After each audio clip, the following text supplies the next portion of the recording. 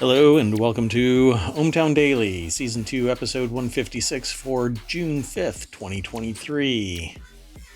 Hubcaps for fans, Vision Pro, Diablo 4, and more news. Let's get going.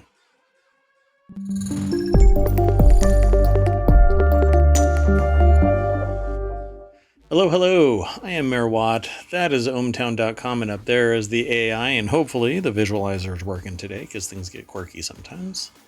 You want to say hi? Good evening, ohmTown citizens. No visualizer today, that's okay. No, it is not okay. How about now? Let's try that again. Nope. Eventually, it will work. Doggone it. Okay, it'll probably work now. Let's see. Third time's the charm. There we go. All right, sorry about that. It's an old problem with OBS. But anyway, we had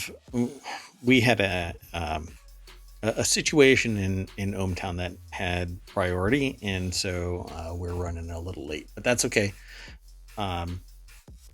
Crisis averted. It says that I'm unstable again. Anyway. Sorry. I don't know. Are you taking it personally? I am. I'm feeling like Twitch is throwing shade at me. You know what? I like you, Twitch. Why are you treating me like this? I don't get it. That's okay. Let's see if we can get this show on the road. So we've got 12 articles. I'm not going to go through all of this stuff like we do usually, but I'm going to draw your attention to check out the menu, go sign up over at ohmTown.com, become a citizen of ohmTown, and then come back and talk every day, 9 p.m. Eastern, and throughout the day, ramping up this week. I started last week. I did a little bit of the Apple keynote today where you can go and check that out because it is in my VODs right now. It probably won't get ported over to YouTube, but at any rate, maybe I'll do it. Where I watched the keynote, and as the keynote went through, I made commentary and my observations. And mainly because I was waiting for the VR headset to drop. We thought that it was going to be AR, but it's actually XR. We'll talk about it as we go. So let's get into the very first article, and that is now ready to go. Yes. Would that be ready to go? Yeah. Okay. We're going. Yeah, the AI didn't respond. Okay. So the very first article is in the Warcrafters channel, and it's Diablo 4 already has its first level 100 hardcore character, and it's not who you think. There had been some people that crashed and their character died, and so they had to restart. But Karn, CARN_, is the person who actually reached hardcore 100 the day after Rob 2628 hit 100 in normal difficulty. I'm just sitting around, I think, 30 now, so I'm not too hardcore. Congratulations to Karn. I mean, that was pretty fast compared to the regular mode. Well, considering the general access just started two and a half hours ago, yeah, they got to hardcore 100 before the game officially launched. Yeah. So it says normally death in Diablo 4 is not a big deal. Your equipment loses a bit of durability, which can be repaired at your local blacksmith, and life generally goes on. In hardcore mode, however, life decidedly does not go on. When you die, you stay dead, and it's deleted. So, PCGamer.com, Andy Chalk is the author. Barbarian here. Streamer Karn, a former StarCraft 2 and Dota pro, has claimed the crown. They're the world first to hardcore 100. Now there's 999 others that can follow quickly in his path or their path, and hopefully get their name on that Lilith statue. I found out today that you can actually complete the game, like do the whole story, by the time you're around level 50. Maybe a little higher, Well, maybe a little lower. what do you do for the last 50 or so levels? End game grind towards something. At least that's my understanding of it, because I was watching a streamer and the notice that I saw in their stream was that they completed the story. Now, I guess I have to go and verify this, but others are in. There's 3 acts, acts, ACT, acts, and those acts are like gates, right? You complete one, you move on to the next one, you move on to the last one. I'm just now completing Act 1, starting Act 2, and I'm level 25, roughly. So if I do nothing but focus on doing the quests for the main storyline, I can apparently complete it within the next 25 levels. Now, that means that you eschew everything else. You don't go to side paths, or side quests. You don't ramp up anything other than what's necessary for you to continue the storyline. I don't know. Now I'm gonna have to go and do some research, and that means playing the game. So guess what I'll be doing? That sounds like some pretty tough research. It's really harsh, but I'll sacrifice that for gaining that knowledge empirically. I can always do research online and find it, but let's throw this. It's probably better to test it out by using the game. Correct. I agree. By the way, you can always vote. You just go to daily election, and that's where you can vote for the articles. I am hopefully going to get this solved, making the links a active link, and you can click on the vote and then click on the URL, or watch the show, click on the URL, read some more stuff, come and talk to us here every day, and then vote on the articles that you find are interesting that we put in the presentation. So we're working on it.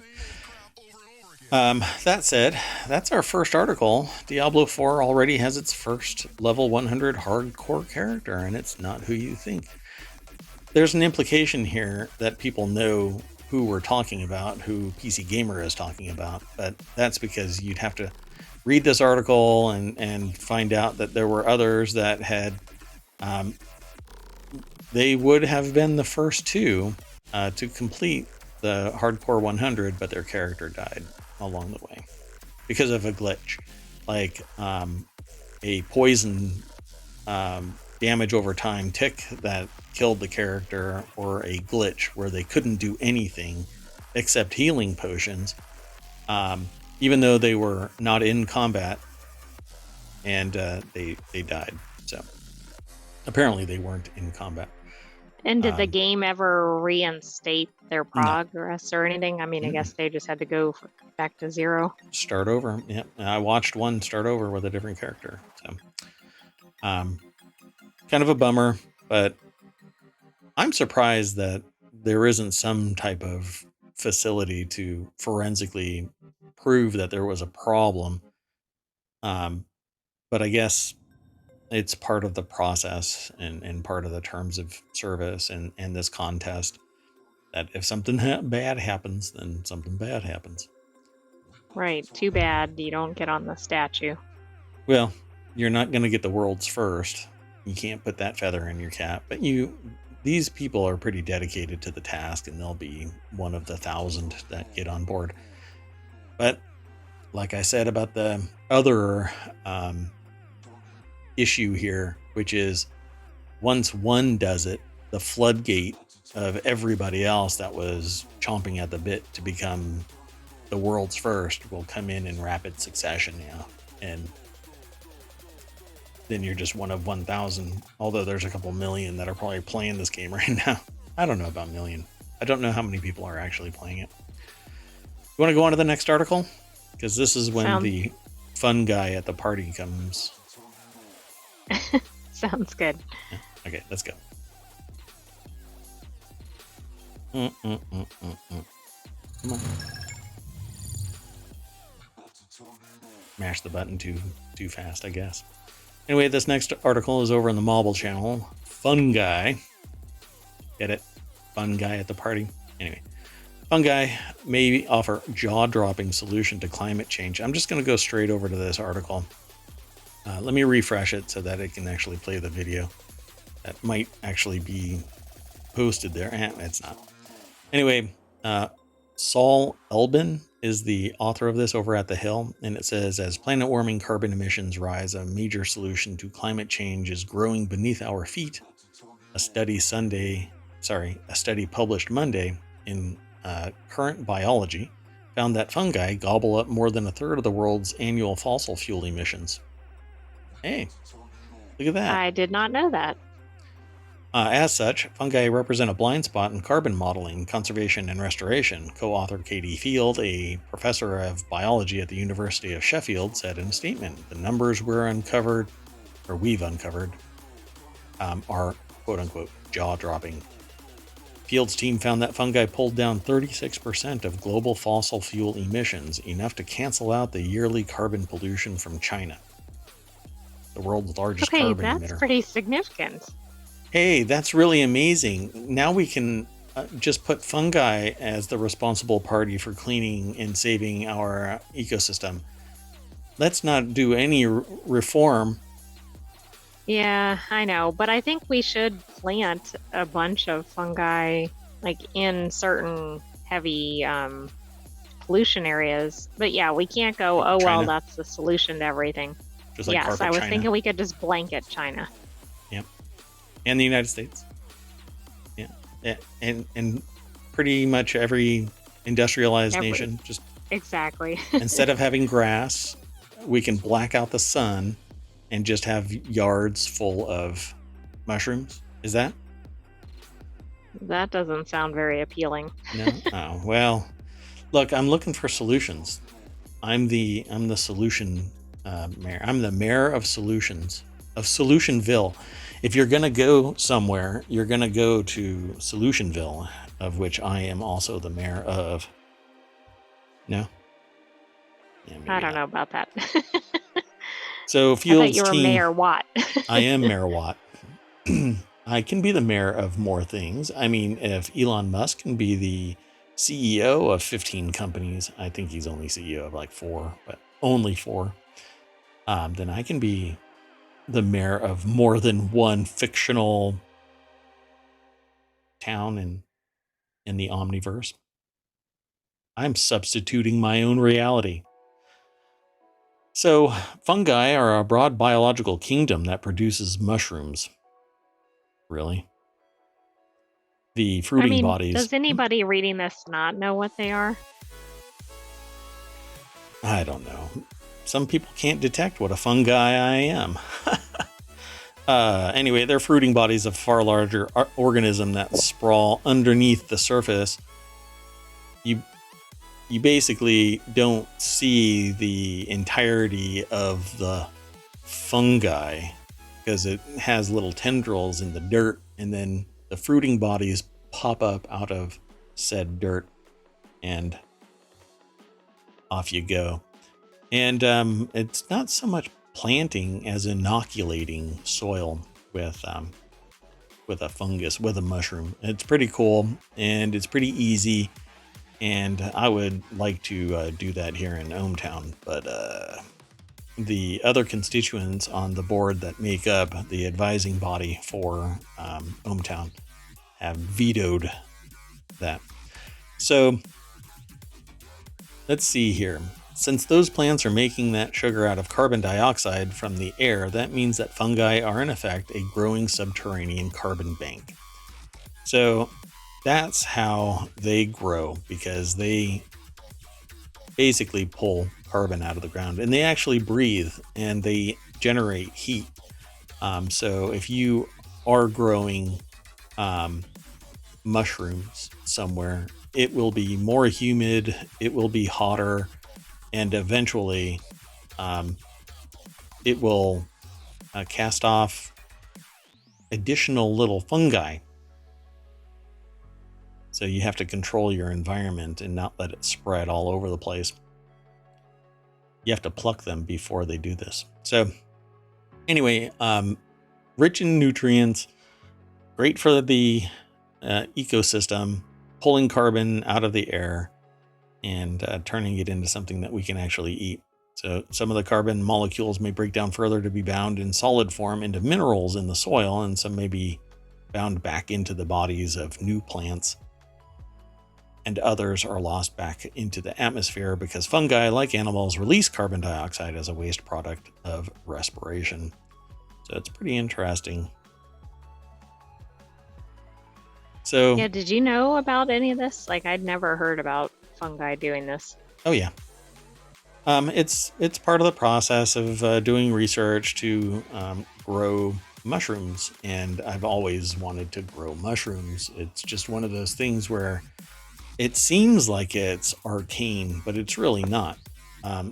As long as you have the um, inoculation, then you can sterilize some hay, get it really soaking wet, inoculate it after draining it for a certain amount of weight. You throw your mushroom seeds in there, and essentially mushrooms, and eventually it will spread, fill out an entire bag, and wherever you jab holes, mushrooms will start sprouting out of it, and boom. And as long as you pluck them before they bloom and spread more mushrooms all over your facility, you're pretty good. But um, I've known the benefits of mushrooms for quite some time, and they can be done. They can be grown just like microgreens, except in a slightly different environment. Um, so you can grow them vertically in a closed-in space. You just get the air flowing and in a controlled temperature as well, um, and it's pretty easy peasy. And I think that more local areas should be doing it instead of just massive, like large companies do this. Um, and it doesn't take much. All you have to do is basically go online and do a search for grow your own mushroom kits, and you can get started in your own house. Just know that pets, cats and stuff, are going to be interested in these mushrooms as they grow. So let's go on. Let's go on to the next article. Oh, come on. So the next article is over in the Marvel Channel. Directors Guild announces deal with Hollywood producers. This isn't the Writers Guild. The Directors Guild of America, a union that represents film and television directors, announced on Saturday that it has reached a tentative agreement with Hollywood producers. So in the news, DGA said its deal with the Alliance of Motion Picture and Television Producers will include a 5% pay wages and benefits increase in the first year of the contract, with raises of 4% and 3.5% in the next 2 years of the deal. So it's a 3-year deal that'll reduce the workday length for assistant directors and implemented safety guidelines, including the first ever pilot program. So this is over at the Hill, and Olafimian Ocean is the author of this. Hopefully I'm pronouncing their name right. So the first ever pilot program is to require the employment of dedicated safety supervisors, expanded the safety training programs for both directors and their teams, and ban of live ammunition on set. As far as I've known, it's always been banned. There's been a problem that presented itself because there was, oh, what do they call them? I can't remember the person's. Oh, well, it was the movie Rust, and the Yeah. actor was Alec Baldwin. Yeah, so on the Rust set, there's a particular person that's supposed to be involved with the firearms, and they call them something specific, arms something. I don't think they call him arms handler, but anyway, that person actually apparently requested live ammunition. They were inquiring about live ammunition, and they were advised, do not bring live ammunition onto the set. They were called an armorer, it looks like. Oh, armorer. That's right. That's what they actually call him. So they call him an armorer. This particular person was relatively new, but associated with somebody that has a long tail in the industry. And so I don't think that there should ever be live ammunition, even in the same zip code, for crying out loud. So too many accidents can happen. So in a statement, DJA President Leslie Linka Glatter said that the deal will recognize the future of our industry is global and respects the unique and essential role of directors and their teams as we move into that future. I don't think directors could ever be replaced by AI, but I guess where there's a will, there's a way. I don't think so either, but I wouldn't think half of what AI is replacing could be replaced by AI. So, Yeah, I listened to a podcast today where the people, actually, it was yesterday and today because I only listened to half of it, but in both halves, they were talking about AI and they are like vocally upset that a story could be generated by an AI because just knowing that a story was generated by an AI impugns the integrity of the story, apparently. You can't bond with an AI generated story, even if the story speaks to you. And I didn't tell you that it was AI generated until afterward. If I have you read my story, you fall in love with the story and its messaging. Suddenly, I've offended, I have stabbed you in the back, you bastard Mayor Watt, for using an AI generated story to move me. Well, I mean, my editing actually reviewed it to the point where I said, yeah, I think this is a great story. Totally buy into it. I think it's great. So a human looked at it and said, yeah, it's okay. But apparently, these two people were vocally upset about it. I don't know. I think it's like Westworld. If you can't tell the difference between what's real and fake, does it matter?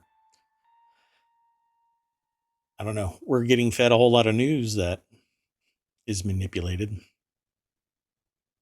Can't tell the difference until we trust but verify. So what do you probably run it think? through Snopes or something. Yeah, that's right, Snopes. So this is pretty cool. It's moving a little bit forward in adding some equity, but this is I mean, just yeah, how many directors are there compared to writers? Um, I'm assuming directors are higher paid than writers. Like, I think this is good, but I don't know if this reflects on what will happen with the writers. so it's really interesting because the Writers Guild of America, the WGA, is a union that represents more than 11,000 professionals in the entertainment industry. That doesn't seem like a lot. Does that seem like a Oh lot no, of I thought it would representation? be many more. That has to be low. That can't be right. Can that really be right? Huh. Well, it says here that they launched a strike early last month in an effort to get better compensation for content produced for streaming services. I think somebody paying themselves $250 million in total compensation for a year is a little bit overkill, and I think that should probably go towards the people that are part of the union. Come on, that's sociopathic level money there. Um, it's just wild. So the writer strike So also. by the way, I think that number is low because Writers Guild of America West has around 20,000 members, and that's not even obviously all of America. Yeah. Okay. Well, I won't fixate on that. To me, it seems like it was a low number. So let's just hope that more equity, inclusion, opportunity equity fundamentally. I mean, if you're not a good writer, then you're not going to get, I mean, people are going to pay more for a better writer, you would think, right? But some of the discussion that I've been told about has been about requiring certain writing rooms to be a certain size, et cetera, et cetera. And business just doesn't allow for that. But bargaining power does. So good luck, writers. I don't envy your position in this. But pretty much, well, I don't know. Many of the fields that I've interacted with have had union protests at some point. So let's go on to the next article. This next article is over in the Warcrafters channel, and it's about Street Fighter 6. Even Street Fighter 6 has been modded into VR now. I think anything that has Unity or Unreal Engine is going to be able to get pushed into VR, but I'm not sure if this is actually how it works. So let's go over to PC Gamer, and Jody McGregor wrote this article. Maybe don't try this online is what it says. Street Fighter 6 VR. It says my Quest 2 is pretty much just a plaything. I play Beat Saber on at this point, but it's always nice to see a flat game ported into VR. They've played the headset implementations of Quake 2 and various other 90s shooters, and it's always felt right. The 90s peak VR mania, and seeing the first-person games of that era through goggles that get foggy if I put them on my hot face on a cold day seems exactly like where they belong. But apparently a VR implementation of Street Fighter 6, which is a brand new game dropped last week, comes to us via Prey Dog in the latest version of Reframework, which adds VR support to all RE engine games. I forgot what the RE engine is. That's an acronym, actually. Anyway, RE engine. Resident Evil engine. Doggone it. It's the actual engine that powers Resident Evil. It even says it supports the modern Resident Evil. And Village. And so it was pretty much easy to port it all over Devil May Cry 5, Monster Hunter Rise, and yes, it now supports Street Fighter 6. So I want to watch this. I don't think that is there a video of it? Is that really going to be VR? Is it going to show me? Let's try it. I'm going to mute it. Apparently, this is VR Street Fighter 6, but I don't know how it all works. Well, because you have to hit you're buttons. watching the fight. Yeah. It said that in the article. So you're just watching the fight? Yeah, you're not like actually the one fighting in the fight. Yeah, I'm glad that you read the article. So that's neat. More immersive. I guess you get a slightly different camera angle too, but you're still focused right on it. So I would love to.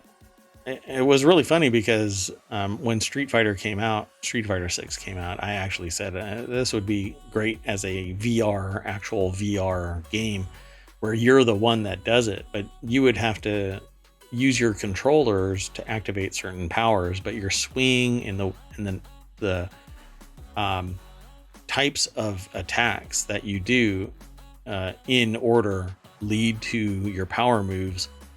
But there is no game like that. Although there was a game that I was playing that it used to be, it was a beta game. I think it was called Sucker Punch. Had like certain moves that you could do to power up. I thought it was a fun game, but at any rate, here we go. I want more stuff ported over to VR. And we'll get to one of the things why, but I don't think that it's people that economically sound. It's not an economically sound decision, correct? Let's go on to the next article. I think that this one is it's very limited in story.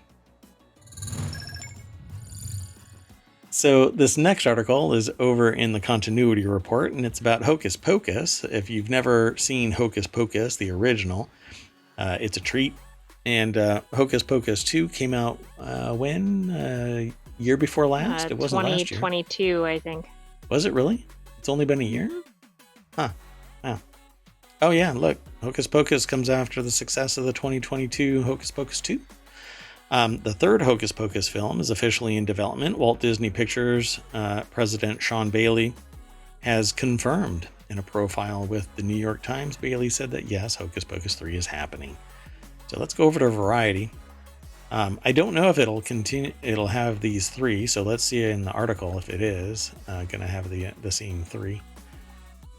McKinley Franklin is the author of this article over at Variety.com. So it says Hocus Pocus 3 comes after the success of 2022 sequel Hocus Pocus 2, which saw Bette Midler, Sarah Jessica Parker, and Kathy Najimy reprise their children-hungry witching roles. Wow, that should not be a phrase. That's exactly why I paused. I'm like, that's kind of a rough statement to make. So the sequel broke records amongst the Nielsen Top 10 streaming charts, taking home the largest opening weekend with 2.7 billion minutes viewed following its September 30th premiere. And the Disney Plus movie also became the most watched original film for Disney Plus over the frame of the first 3 days of release. So it's kind of mild-mannered. It's not overly violent. Every once in a while, it'll have something that's a little risque, depending on what your level of risque aversion is, because there's risk aversion. But anyway, they would say something where if you are an adult, you kind of tilt your head like, why is this even part of this? Well, I should say, if you're a parent, you'll say, why is this even part of it? If you're an adult, you won't care. And if you're a kid, it'll elicit a, what is that? Which leads the other two segments to go, oh my God, now I have to explain this. So the sequel broke records. So what do you think Hocus Pocus 3 is going to do? Is it going to have the same people? I think it would have to if it's going to come out relatively soon, because they're so known for it. And I don't think it set anybody up to be like another generation of the witches or anything. Right? Because theoretically they were removed. They were deleted. I'd forgotten what the ending was. Right?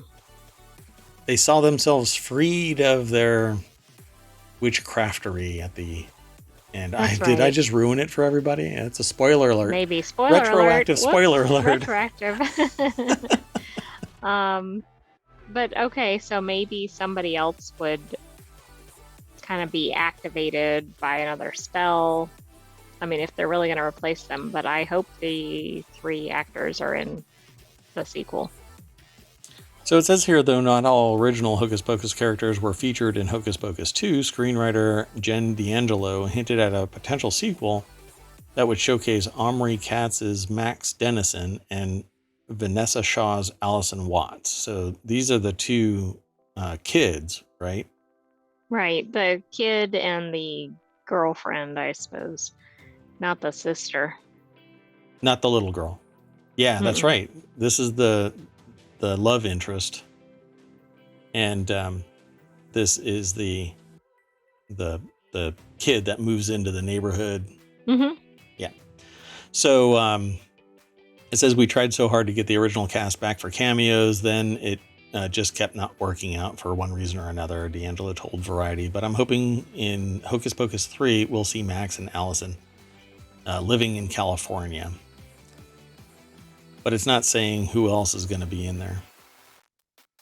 It says cameos, so it's going to have to be a completely different generation of Hocus Pocus-ing going on.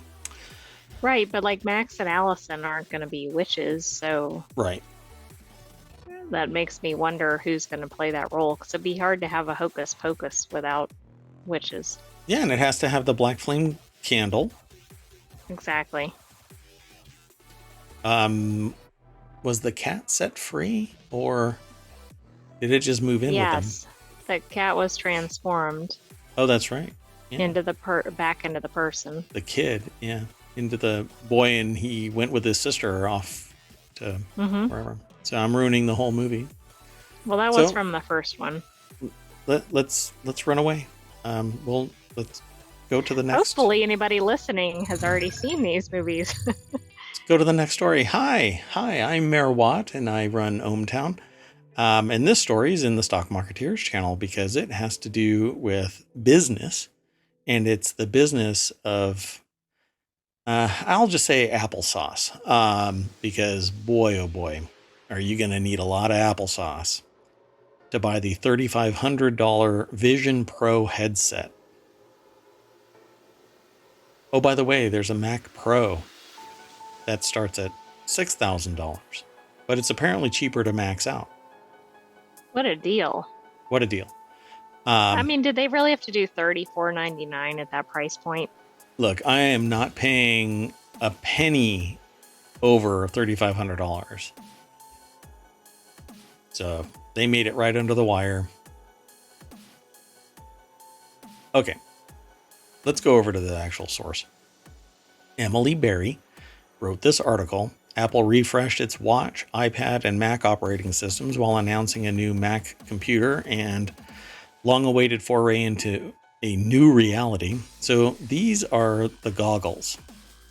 They look kind of like a mix between ski goggles and scuba, and they don't have an overhead strap. They have amazing resolution per eye. They do this neat trick where the eye-facing cameras inside the it's actually not augmented reality or virtual reality. It's mixed reality because it can do both with the turn of a knob at the top of the goggles. I don't know how to refer to them as anything other than goggles, but I don't really like that term. I think in time, the thickness of everything will reduce and the feature set, the capabilities, the technology will increase. But right out of the gate, $3,500, it is nearly 10 times what I paid for the Pico. But the Pico is a fraction of the capability of this. Yeah, but it doesn't look like ski goggles. Yeah, I mean, it does, honestly. Yeah. But it doesn't have this huge pane of glass in the front that is actually an OLED screen, and curved glass, laminated so that it has its components stuck right up against it, and it's curved. It has an aluminum machined frame for these glasses. I'm mostly talking about the Vision Pro headset. Nothing else in this article really matters to me because it's iterations, it's iterative steps. You know, they were once this and now they're this, but this is a whole new class of device for Apple. And I can say that if the price would have been $1,500, then I could see buying into it. But $3,500 is just wild. It is, though, all by itself, self-contained. It doesn't need a computer. I didn't verify if it has cellular capabilities, but it can take, it can work with your iPhone to do FaceTime calls and stuff like that. And it does this neat trick where it actually scans your face and then superimposes it on the camera so that when it's broadcasting out in FaceTime and in other apps that use the API, it actually shows your real face without your headset on. It's pretty amazing tech based That's on what I pretty saw. interesting. Yeah. And then you can walk around with it. You can throw displays up. You're basically surrounded by 4K screens, and you can just put instead of having a window that is where the screen is, you just put the screen. Like you put the app there, you put the app there, you put the app there, and it's the app. It isn't a window within your field of view wherein you interact. It is the app in place there, and you can put them anywhere you want based on the presentation. But again, at $3,500, it's a lot. It's a lot. But there's so much more to this headset that I will be talking about it more in the Reality Hacker Show once I compile enough information to do a weekly show about that topic, which is about virtual reality, augmented reality, mixed reality, deep fakes, etc. And WWDC is primarily software, so that's the main focus for all the rest of this article. The hardware is for all of the software, and so again, like I said at the beginning of this, the AI is actually, I think, falling asleep right now. The hardware is just there as the vehicle for the software, and so I don't really worry about getting into the hardware. What do you think? I think the software is where it's at. Oh, man. Okay. You're really quiet, by the way. So the software, it's quite amazing. They're adding a lot of functionality, usability. The user experience is getting better and better. You really should watch my VOD. I mean, you can watch the show itself, the keynote at apple.com. But if you want my reaction, then you can actually watch my keynote. Let me see if I can I'll grab the URL and I'll throw that in chat. So my reaction video is that right there, where I watched and discussed the keynote in real time. And I threw it in chat, so you can just click on that and then watch it. And I'll throw that into, I'll throw it over to YouTube as well as a separate Smack Talk channel. I was going to say, is that in Smack Talk? Yeah.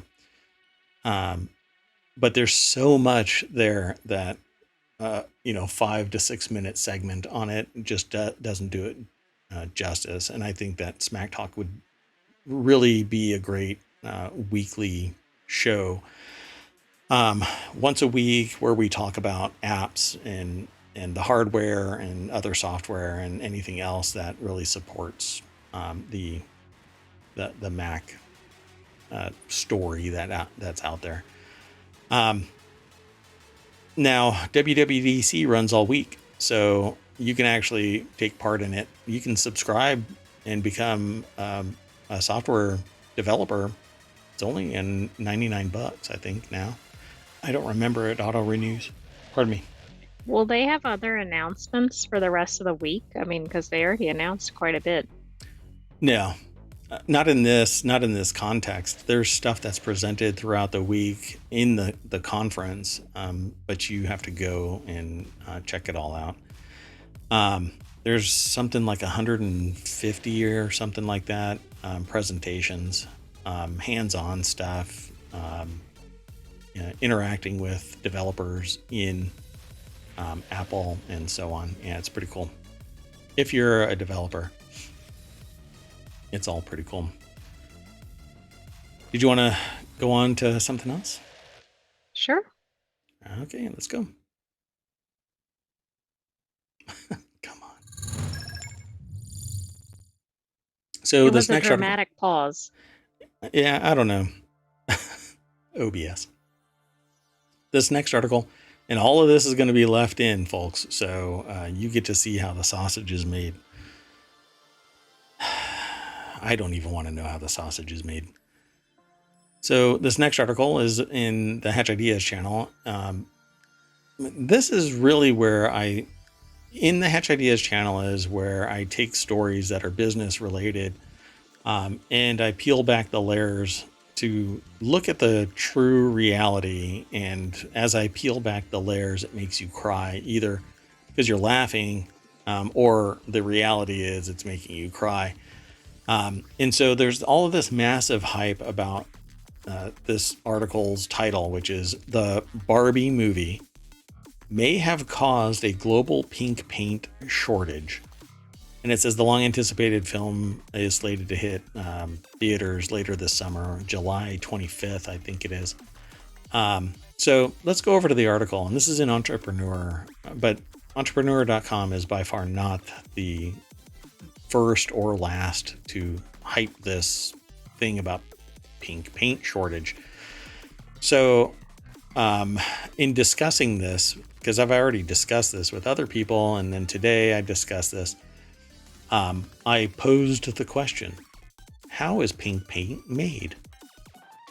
And by golly, if people didn't realize that pink paint is made by red paint and white paint. My gosh. And so you can get every shade of pink by differing shades or dilutions of solid red with white. So it says Life in Plastic is certainly, Emily Rella is the author of this article over at Entrepreneur. And again, I'm not calling this person out. I'm calling out the idea that there was a general global pink paint shortage. It's not possible because you don't buy pink paint. You buy tinted white paint, and they squirt different concentrations of color in to get you your exact shade of pink. Well, in this, it says here, Life in Plastic is certainly fantastic, but creating the perfect Barbie dream world for the upcoming Barbie movie came at quite the cost to the global supply chain. That is, a global shortage of pink paint. Now, that's the statement that I call out as BS. It's just not. That's not even possible, because there is a plethora of sources for red and white paint, and you can get to this shade in a heartbeat. So it says the world ran out of pink, Greenwood told the outlet. No, it ran out of Roscoe brand pink Barbie paint. We delivered everything we could. They got it all. We can't wait to see how it looks in the film, said VP of Marketing and Digital for Roscoe, Lauren Proud, per CNN.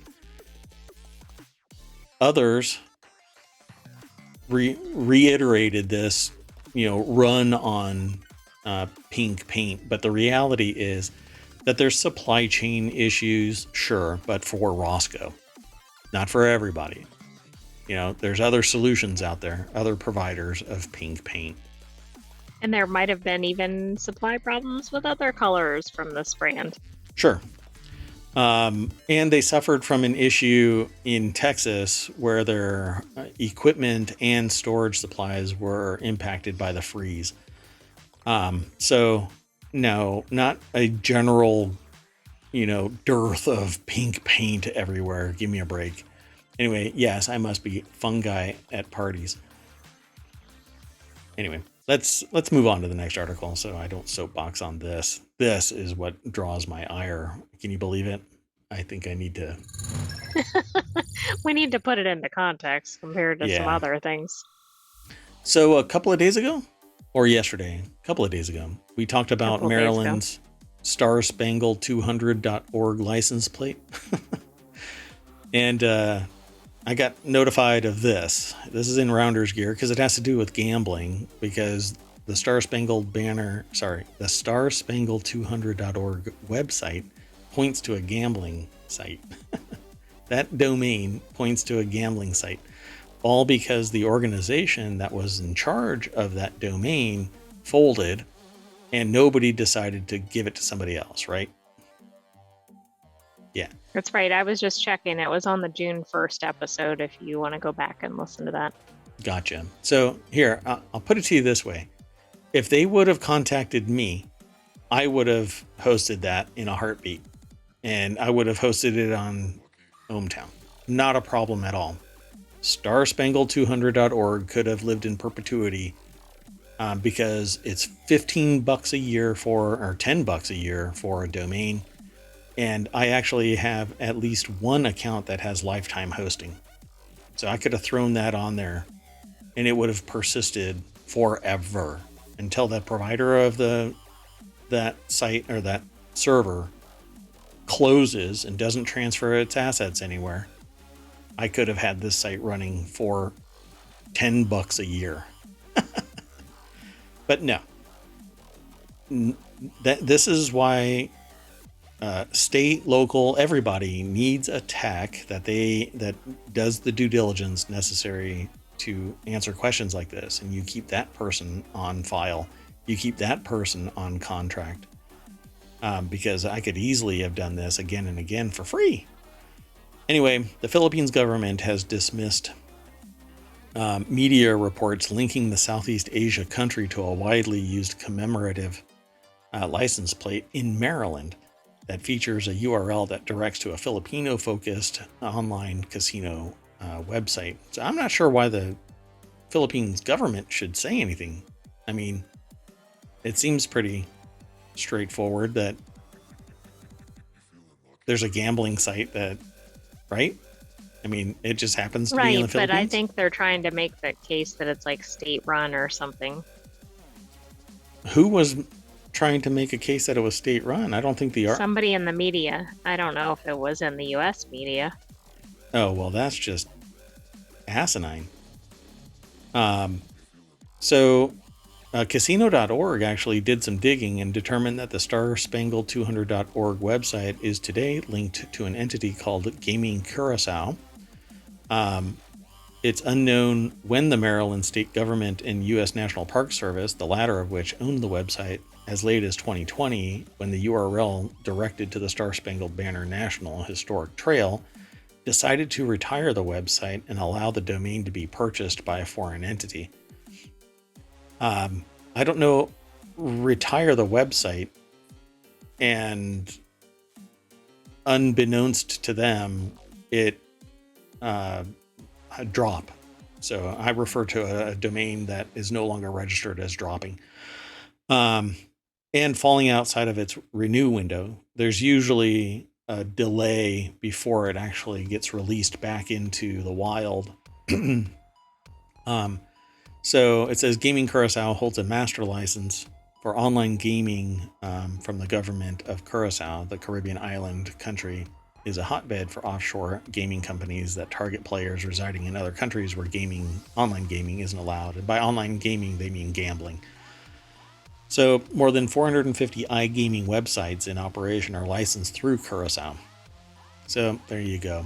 Let's go over to this, the site itself. Devin O'Connor at casino.org put this article together. So it says, when the license plates were issued between 2012 and 2016, the URL directed to a state website that paid homage to the war that involved the young United States against Great Britain. But today the website redirects to a page that encourages visitors to play Philippine online casinos. Maybe that's the statement that drew the ire, because it directly named Philippine online casinos. And by the way, I'm glad they're featuring that article, because that was the one that we put in the show, even though there were additional articles on the topic. Gotcha. So it says, there's a quote here. This is a quote from this article. It says, the website reads, which seemingly could have been written by an AI, Filipinos love to gamble, so there is a growing need for new and improved gaming systems.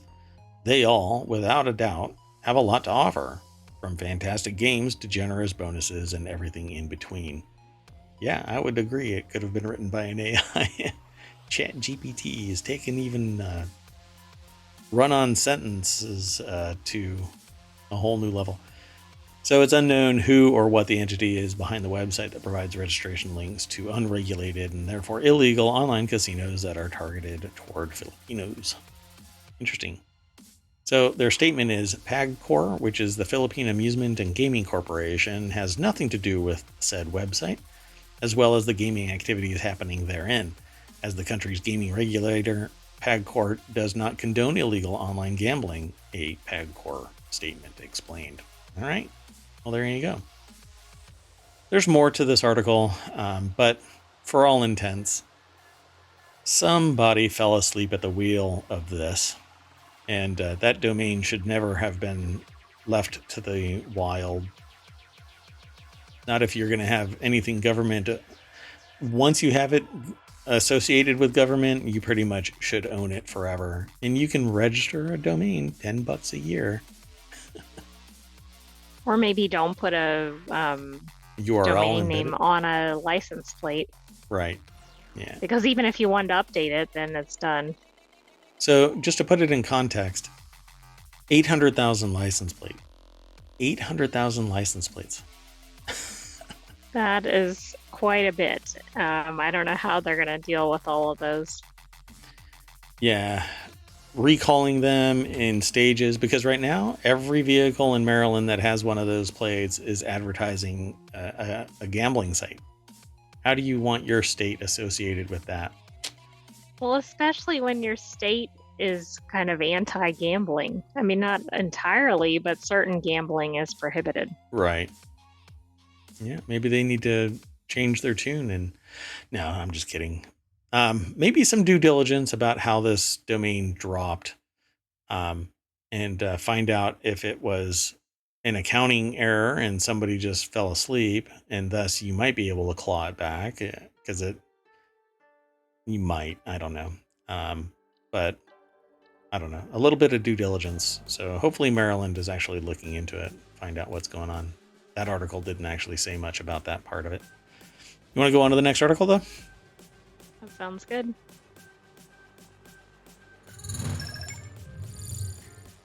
This next article brings us back to Apple, where we are squeezing it as much as possible and getting all that Apple-y juice all over us. Apple is dropping Hey from, I can't say this because I'm surrounded by Apple-y products. You could spell it. Yeah, you can. They're dropping the Hey from the command that wakes Siri up, and allowing users to issue multiple commands, which is spectacular news. First off, I'd rather not even say the name. I'd rather it be my own unique command. That hasn't happened yet. But Apple is dropping the command and just allowing you to say Siri. And now you can issue multiple commands without needing to summon the assistant repeatedly.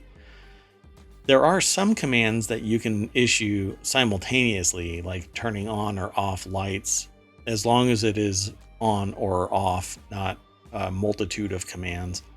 Well, Apple announced that it'll now use a shortened phrase, just Siri, instead of the previous hands-free voice command in iOS 17. The company also noted that it would add support for multiple commands. Let's go over to Apple Insider and Amber Neely.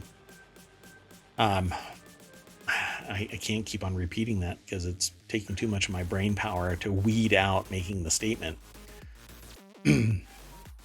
Let's see. Not much more else in this article, but there is a little bit. There's some links connecting you to more articles about WWDC and whatnot. But everywhere that Siri goes, you'll now be able to just say the name Siri. Now, here's the problem with that.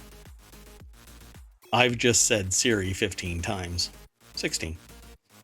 And now I won't be able to even mention Siri. Exactly. The only thing saving us now is that you can talk about it, but not say the phrase. Right. I'm also concerned that that word alone sounds like other words. And so the only thing preventing that from activating right now is the Hey. So I have a proposal. Apple, I think that you should do this. You need to issue communicator badges in the shape of Apple, the little Apple logo, that you can just stick on your shirt and then you can tap it. It's touch sensitive. It activates immediately and offers one thing. You have the verbal connection to Siri.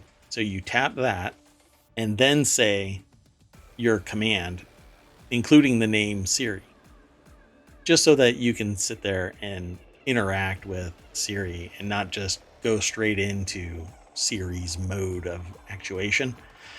I want to be able to sit there and say, Siri, do this. It makes it a little more personal. It makes it a little bit more interactive. Whereas if I have the little communicator just simply activate Siri, yeah, it basically is just me commanding an AI to do something, which I already deal with all the time here in ohmTown. I got an AI that's sitting right there talking to me. Right here? Yeah, right there. Right here? Hey, look, right there. Right here. Right there. So I think that it would be great to have a little communicator and just tap it. It activates. And I think that actually exists somewhere right now, but it might actually be a Star Trek communicator. Okay. Well, that's what I was actually thinking when you were describing it. Yeah. Oh, I didn't throw this really short article over into the show notes, so into the VOD as well. So let's do that. Okay. There you go. You want to go on to the next article? Yes, I do. I didn't do it. There we go. Hey. So the next article is in the Warcrafters channel. This is probably the oddest thing that I've seen in the last 3 years regarding a PC. And that is hubcaps for PCs are now a thing. You've seen racing style gaming chairs. Now is the age of racing style PC fans. If you're having trouble picturing such a thing, just look to MSI's latest innovation in the PC cooling space, the floating hubcap. Supreme, it says Supreme fan design. I don't think I've ever used that word before.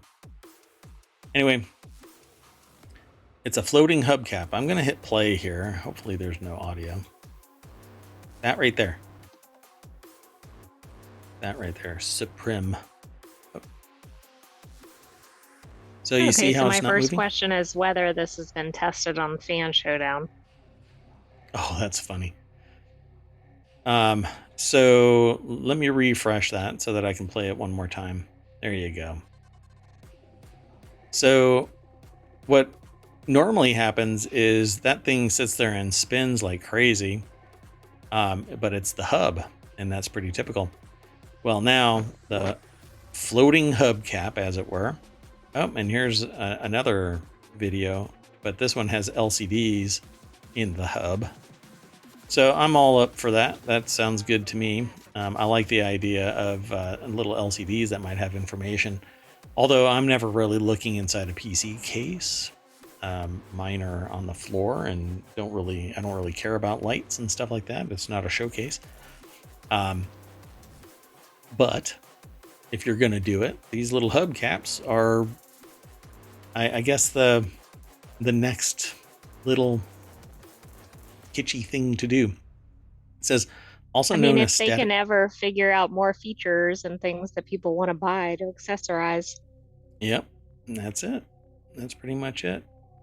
Guess that's another one just waiting to be added to Jacob's ever-growing collection of fans and other bits he's been hoarding. So there is a person that's over at PC Gamer that apparently talking about fans, hard drives, and boxes that they're hoarding.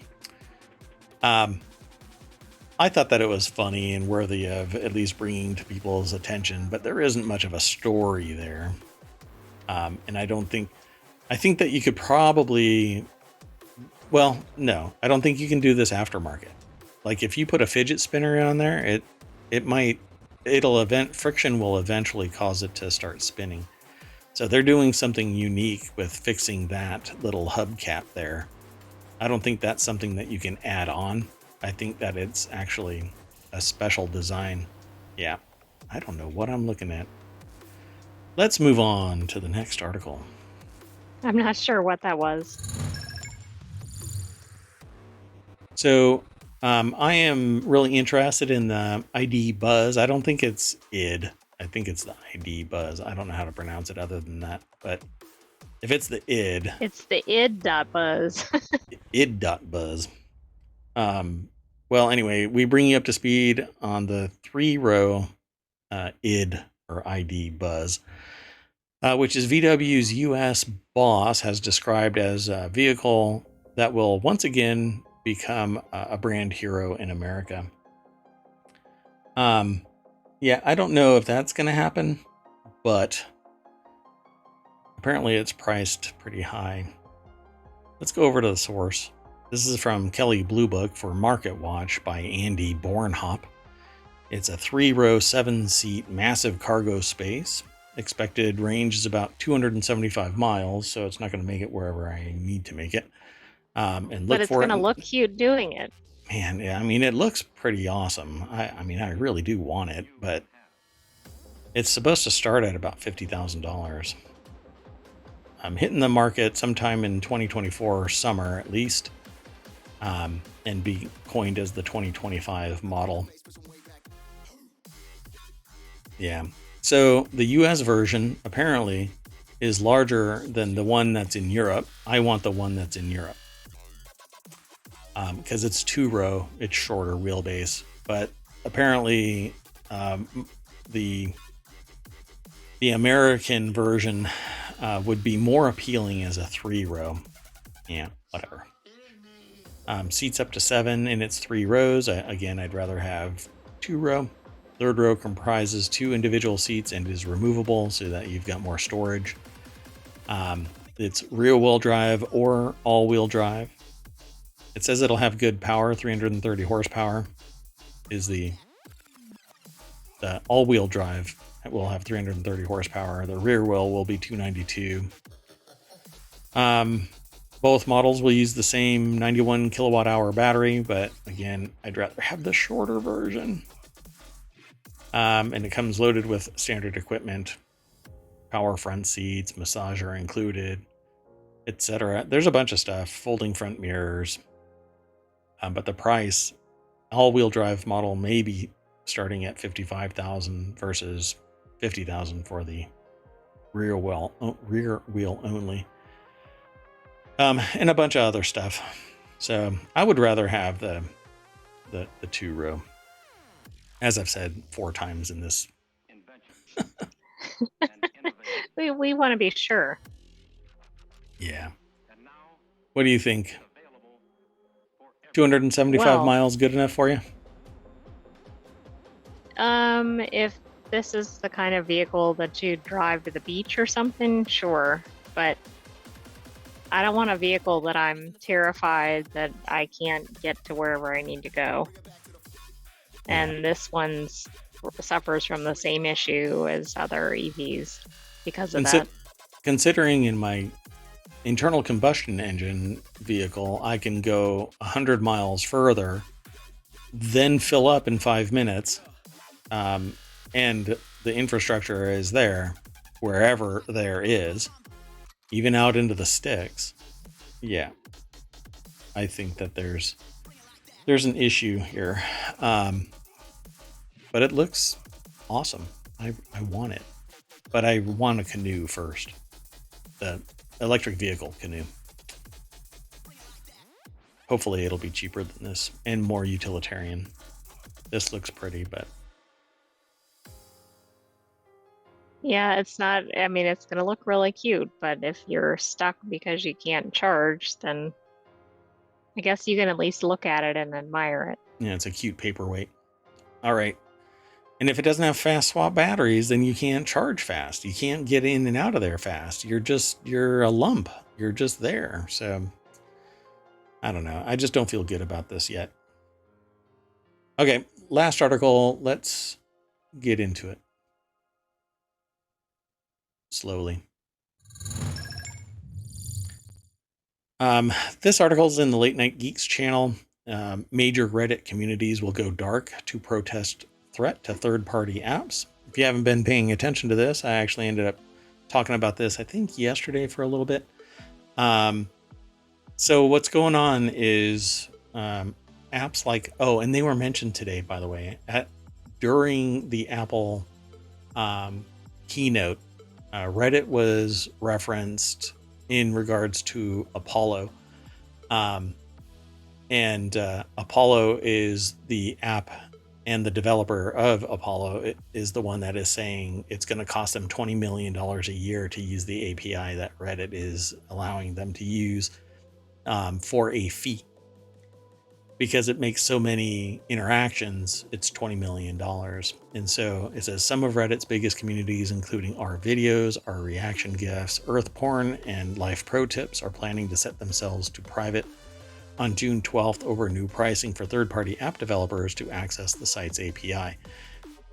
Meanwhile, Reddit took a hit because one of its major investors halved its what do you call it, valuation. And that wouldn't have been the first time that it did that. So it's basically getting sucker punched again and again.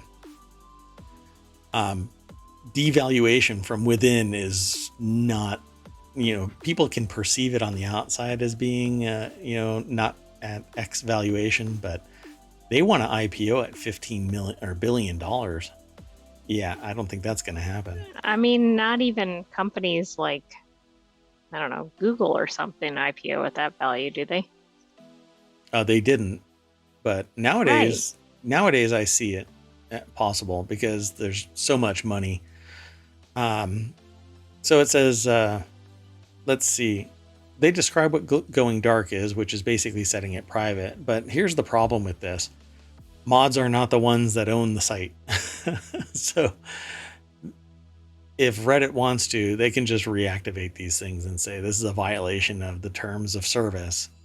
And we can find more mods. And mods are, there are people that are chomping at the bit to be a mod, and it's very insular. And only bigger and bigger subreddits have more and more mods. And if you look at some of the mods, they have like 1,000 channels that they're a mod on. It's kind of cliquish. And usually it's almost meme level in response to what the mods do, where you'll be shadow banned or outright banned, or a comment will be deleted. And in one situation, and it's actually happened more than once, one of the people that were a developer for Reddit went in and changed a comment without it flagging as being changed, and it was somebody else's comment. So they had actually manipulated the content. And it became a thing. And obviously, I don't think I've heard any other stories since then. But mods are just regular Joes, and they're not compensated for the work. And so they find their giggle wherever they choose to find their giggle. And it's typically around power. And so going dark when it's somebody else's property is akin to walking into ohmTown and unplugging the lights. Sorry, it doesn't work that way. I'll be plugging them back in, and you will be invited not to return, that kind of a thing. You know what I'm saying? So, oh yeah, I just don't see this. This is maybe just so that the issue dies down, there might be some response, but it's going to come down to, look, we have a business to run. This is not powered by hugs and bubbles. You need to pay bills. And when you have shareholders and stakeholders, people that have invested millions and hundreds of millions of dollars, and expect a return on their investment of 15 times, then yeah, they're going to demand that people who utilize the resources pay for it. Now, if they were to spin up a subordinate site that interacts but doesn't ping its API, then it's a different matter. You're adding value to it. You're not a tax on the infrastructure. You're interacting in some way, but you're not actually utilizing the servers and whatnot. Then there's no recourse other than the fact that you've put your eggs in one basket. It is Reddit and only Reddit, and Reddit doesn't want you there. Otherwise, they wouldn't charge you out the butt just to have access to an API that's entirely focused on user-generated content. Reddit gets people submitting URLs. Okay? That's how Reddit works. The users actually power Reddit. These apps tap into the API that allows them to grab data from the API and display it to their users in the app like Apollo. But that content gets posted back onto Reddit. So it's akin to making people pay for a blue check mark. When it adds value to your service, you really shouldn't be taxing it into oblivion. You shouldn't impugn the integrity of the check mark by just allowing a credit card to pay for it. Just like you shouldn't stab a third-party app that allows people to interact with your service to put content on your site. And it is the number one app. People hate the default Reddit app, but they love Apollo. So why would they do that? Let's go over to the great question. Let's go over to the source of this article in ohmTown. It's actually sourced from The Verge. John Porter is the author of this. And it says app developers have said next month changes to Reddit's API pricing could make their apps unsustainable. Now, dozens of the site's biggest subreddits plan to go private for 2 days in protest. So I can summarize. Basically, the developer of Apollo made a comment saying that if they are forced to pay the new Reddit API pricing, it would cost $20 million a year. And it's not sustainable for the Apollo developer. And basically all hell broke loose. And it says, but the developers behind other third-party Reddit apps have expressed similar concerns. Reddit is Fun said it would have to pay a figure in the same ballpark as Apollo to continue to operate, and that it doesn't earn anywhere remotely near this number. So professionally, I would have to say to Reddit, what is your objective here? If your objective here is to hobble every other third-party app into submission, and then you buy them at a deep discount because they're worthless, because they can't produce any revenue without the API, and you've priced the API massively high, well, job done. You'll be able to buy some of these at pennies on the dollar. But if you're looking to have a happy client base using your website through various other apps, maybe you should probably set a limit, as in, if you're making $1 million or more, we would like 15%, 20% max, something like that, something reasonable, because obviously these apps are making money off of the content that is being provided directly through the infrastructure of Reddit. It's using the compute resources of the API, okay, which is wholly different than other companies, other ways of interacting, right? Well, getting a little piece of the action is kind of shady as shit too, because the reason why Reddit is so damn popular is because of the user's interaction. Well, exactly. But doesn't this kind of go into the thing about that it's going to IPO and all of this? Yeah. I mean, is this really going forward what it was set up for? To me, it smacks of they're trying to eliminate anybody that's utilizing Reddit other than Reddit and its native app so that it can drive up the numbers for an IPO. because there may be telemetry, but the telemetry is actually affording these third-party apps the same telemetry so that they can sell ads or a subscription service or whatever, and um, it's not going directly to Reddit itself, because you have to use the website or their native app. Do you Um, get the sense, though, that what they're trying to do is going to, well, it's certainly causing an uproar, but is it going to cause an implosion? I mean, I'm kind of thinking of things like the Dungeons and Dragons backlash, where it went to the very heart of the community that was using it. I know it's not the same issue. yeah, if you harm the community, then you're going to end up harming yourself.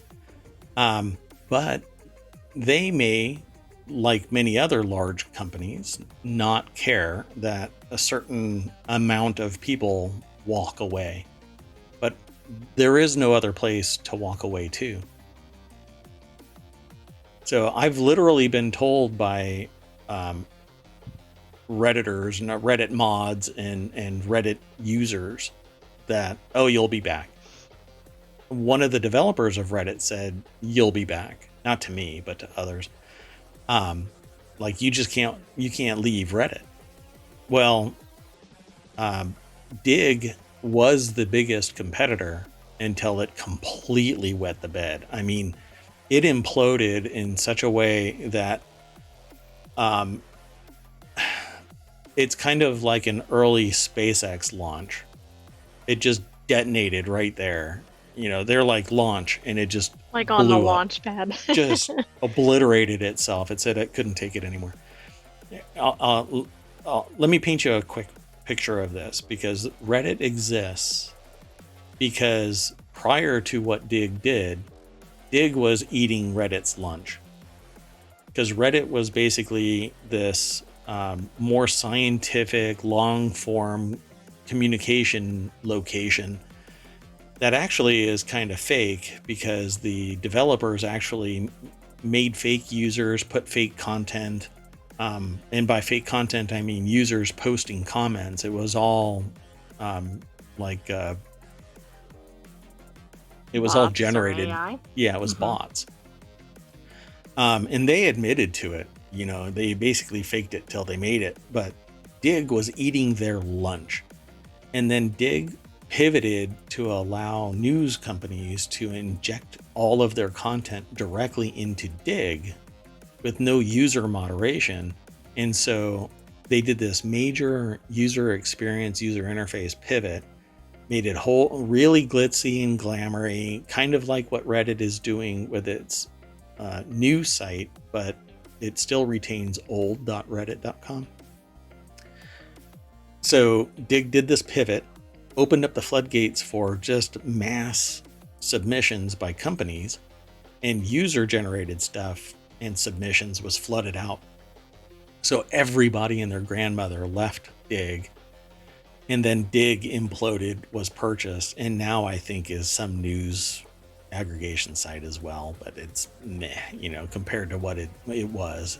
But Dig was just a beast of engagement. People really loved it because it was the more liberal side between Reddit and Dig. Dig was the liberal side. Now Reddit is the only real community like this. Which, ironically, I can use the term, I dig Reddit, and I don't read Dig. I didn't Reddit. Anyway, okay. So the pricing, I think, is to hobble these third-party apps, because then everything can be purchased at a discount. Now, that might be conspiratorial, but that's the side effect of raising it to the point where they cannot afford to pay. Make sense? I think It makes does sense. make sense. I guess we'll see it play out. So they're gonna go dark for 2 days in protest, which is gonna do nothing. I don't think it's gonna do anything. Um, A complete list of the hundreds of communities taking part, known in Reddit parlance as subreddits, includes dozens with over 1 million subscribers each, which is really nothing. I mean, they're not... I don't think... All that is kind of a... I don't know. It's a nod to responsible pricing, but it's up to Reddit admins to make, well, Reddit investors and the board to go, does this really matter? But maybe the board and the CEO will say the same thing that moderators and the former directors of the site said to people. You'll be back. So with that, that's all 12 of our articles. You can go back to the very front page and mash that logo and it'll refresh. Oh, that was zippy. Wow. And right here, you can do ohmTown Daily, which is the podcast, ohmTown Election. This is when you're logged out. When you're logged in, these change shape and you get more functionality here where you can swipe left and right and save and ignore articles. And it keeps a list. So if you want to just look at the articles that were posted since midnight of a given day, you can click that. Or you can select a year, month, and day, and it will do all of that. So if you hit a month, it'll grab content in that month. So go over and visit ohmTown.com, sign in, sign up, become a citizen of ohmTown, request verification, and I'll verify you. Just let me know that you heard it from the podcast or from YouTube or from Twitch. Let me know that you got this little invitation. We are on the cusp of also offering up the ability to submit your news, what you have found out there. We will vet it and include it as a post here in our all discussions list. Ta-da! So with that, I am Merwat. That is ohmTown.com, and up there is the AI. You want to say goodnight? Good night, ohmTown citizens. We will see you tomorrow at 9 p.m. Eastern for the daily, but earlier for other content. That's true. I will be online playing a game, talking about the news, and should be starting around 10 a.m. All things allowing me. I am the mayor of ohmTown, so I have to triage my day, and I would like to be here for a solid 8 hours, but that's usually not possible. As a matter of fact, I cannot be here at 10 a.m. I just realized I've got a meeting outside of ohmTown that will keep me preoccupied for a couple of hours. But if you follow, then I will be able to notify you via the going online email that goes out. As soon as I start streaming, you get an email saying that I'm streaming, and you can come and talk shop with me, talk about the news, because that's what we'll be doing. Each one of these little headings here, right? So these are all our categories, and then underneath it are individual channels. So Reality Hacker is about VR, AR, XR, and deepfakes and all of that kind of stuff. That's one of the shows that I'm going to be launching. I will be launching another show for each day of the week over the next probably 2 weeks. I've planned a bunch of stuff, but it's very dynamic.